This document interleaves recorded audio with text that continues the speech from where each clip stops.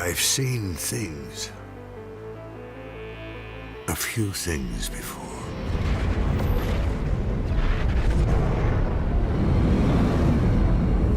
Left the sun and moon behind.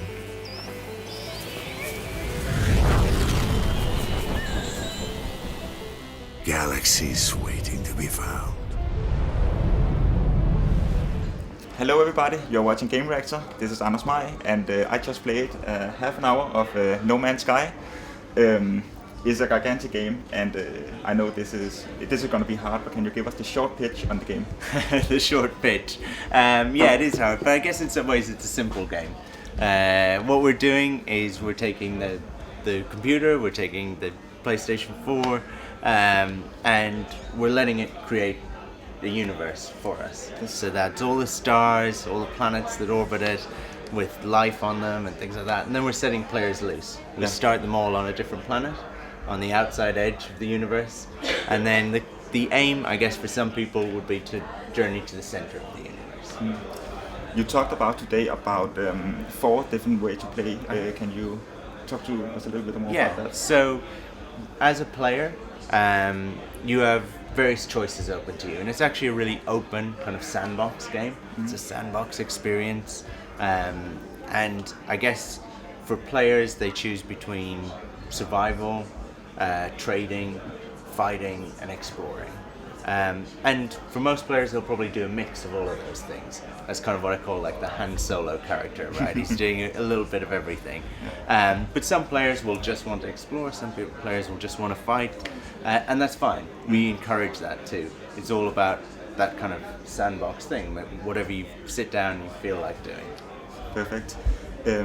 We also saw a couple of different alien factions in this half an hour. Learn their language and that stuff. Can you tell us more about that? Yeah, so we have a variety of kind of factions, NPCs in the game for you to interact with. You have to learn their language if you want to be able to understand what they're telling you, and if you want to be able to interact with them. And as you do, it will change your status with those races. And different races have different kind of attributes. So some are more scientific based, some are more explorers, some are more warriors. And so as a player, if you were purely combat based, you might make friends with certain races, or you might take sides with other kind of factions, and you use that to your advantage. So the more you learn their language, the more you interact with them in a kind of a positive way, the higher your standing will be, and the more options they will open to you. So they will perhaps give you better prices for trading, offer you technology that you wouldn't have had before, that kind of thing. Perfect. Let's go back to the beginning. When you begin the game, are you at absolute zero, no resources, no spaceship, or how will the beginning be? Yeah, every player starts on their own planet, and they're pretty kind of rock bottom. And this is a familiar thing to gamers who've played kind of sandbox games. You start off on kind of the lowest rung, right? And actually that's quite rewarding to build yourself up from there. Actually, I like that moment of a player spending a little bit of time building up their character just on one planet before they ever even manage to break out of the atmosphere. For you guys playing today, we have things balanced a little bit, so it's a lot easier for you to get around. But actually for the players starting off, we want them to really earn that exploration. We want it to take some time before they ever even, break out of that first planet they start on, and then even longer before they ever kind of leave that solar system. And for each of those things to be kind of a nice moment for them. Yeah. There's been a lot of talk about this procedurally generated universe, but there's still a clear art style to the game. Can you tell us a little bit about the art? Yeah, I think the aesthetic of the game is an interesting one.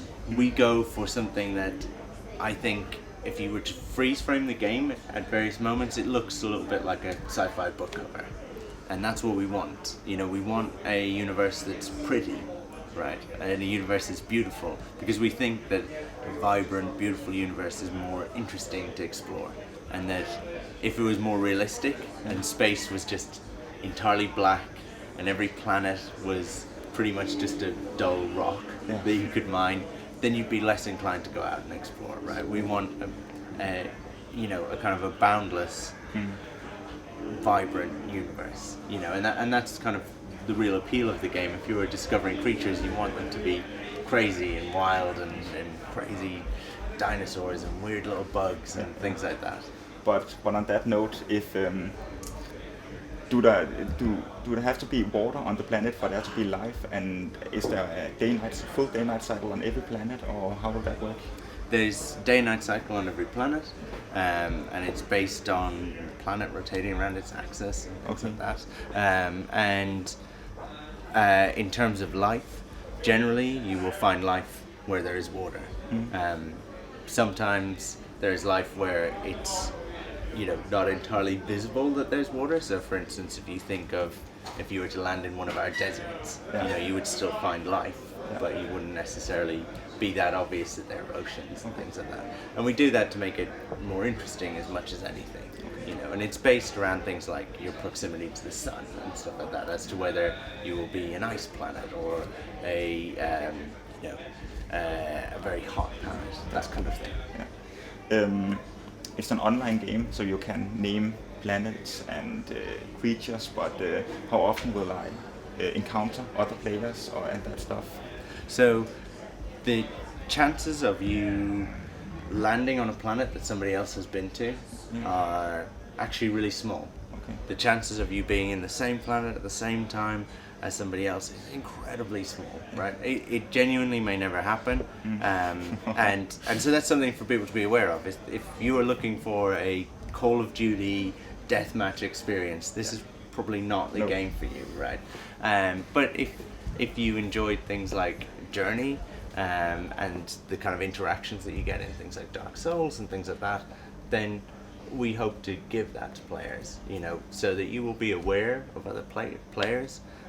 But it's not really about, multiplayer and playing, building up factions and having a little battle, having a death match, that kind of thing. That's not really what the game is about. Now, after the game comes out, that's an area that I think we could be doing so much more with, right? I think the community will decide how they play it, and if the game is popular, we'd like to really nurture what the community wants. So thank you so much for taking your time to speak with me today. No problem. Yeah, really nice to chat to you. Thank you.